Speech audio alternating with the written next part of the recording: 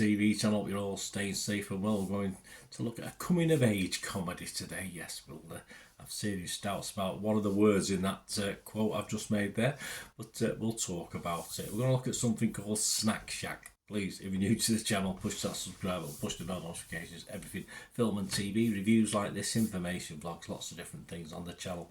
Have a good look round, see what you like, and you will see stuff on my football team, Manchester City, as well. So if that's of any use to you or interest to you, have a look at that. And if not for you or someone else, you might know someone who does, give them a kick in my direction. I'll be very grateful. Yes, Snack Shack, 112 minutes, a little bit long this, guys, for what we get. An American coming-of-age comedy written and directed by Adam Carter Raymer. Set in summer of 1991.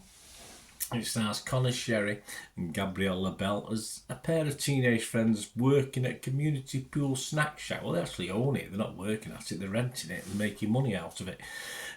So a couple of young entrepreneurs in Nebraska City. And Mike Abdallah portrays a newcomer lifeguard who, Micah, a young lady. Abdallah portrays a newcomer lifeguard who disrupts the friends' duo summer plans. So you can guess what's happens there, can't you? They both fall for the young lady. Gillian Vigman, David Costabile, and Nick Robinson. Not the British TV guy. Someone like Nick Robinson plays supporting roles in this. Apparently itself semi-autobiographical, this loosely based on Reimer's childhood experience in Nebraska City, someplace I've never been. Is it nice, guys? I've never been.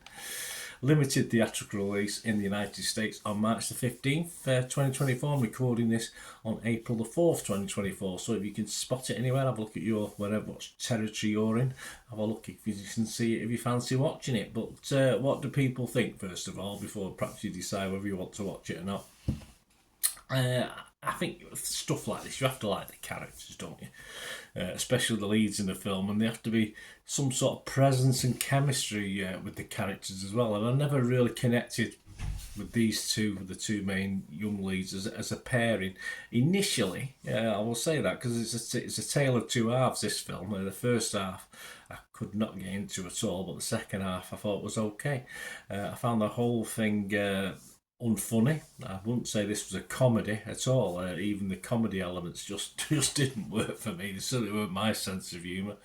I wasn't in the cinema listening to other people whether they laughed or not, but no, not for me. It may appeal to a younger demographic because they might have missed something there, but I think a younger demographic would deserve something better than this. I think the problem on the comedy side, I just want to clarify that on the comedy side, it is set in the 90s to capture.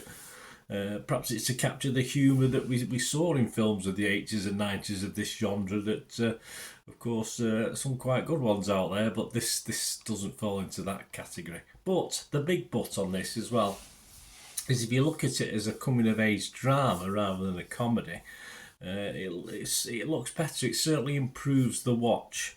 It's like a dramedy.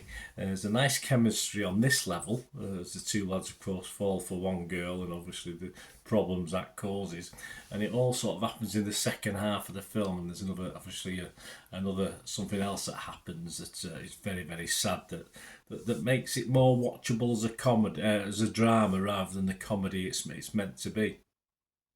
I think if it concentrated more on the drama, and I thought it might do all right. This, I think he tried. The comedy doesn't work. The guy who wrote it. It's just not funny. But I think if he'd concentrated on the drama of the situation as a coming of age movie, it would have actually and I think he's tried to force the comedy. That's the problem. The comedy might have just come out in itself if he just wrote it as a drama, but sadly he didn't. It is too long. It's probably, if you take out perhaps the attempts at comedy, you might have an half decent hour and a half film in this one, but of course we're left with a nearly 2 hour one. So score wise, I'm going to be positive on it because as I said, by the end of it I sort of quite like the dramatic part of it, but please don't watch this if you think you're going to laugh out loud. As I say, I don't think I've missed too much with this as far as humour's concerned, but say it was worth a watch just for the last say 40-50 minutes of the film. So my scores on this, I will be fresh on it on Rotten Tomatoes. but I'd have to be mixed on Metacritic, and I will give it. I was going anywhere between 5 and 6 out of 10, and I thought, well, I'll give it a 6 because it was watchable by the end. It just took a hell of a long time to get to a watchable status. That's the only problem. Not a bad film, but just so short a last for what is classed as a comedy. Rotten Tomatoes. What about other people? That's me. I mean, the good news is other people like it. Rotten Tomatoes, 72% of the critics are positive, giving it a 6.2 out of 10, so that's good. 21 fresh, 7 rotten.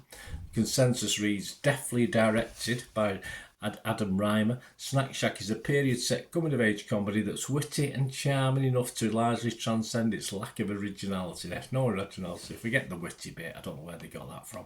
Metacritic, their average, 64 out of 100. So again, it's all 6s, 6.2, 6.4. Only 6 critics on that one, so it's not a wide range of critics. What about the audience? Because that's all that matters, really. And I say this is perhaps where the demographic comes into it. The Rotten Tomatoes audience, 89% positivity, 4.4 out of 5. There you go. So don't listen to me.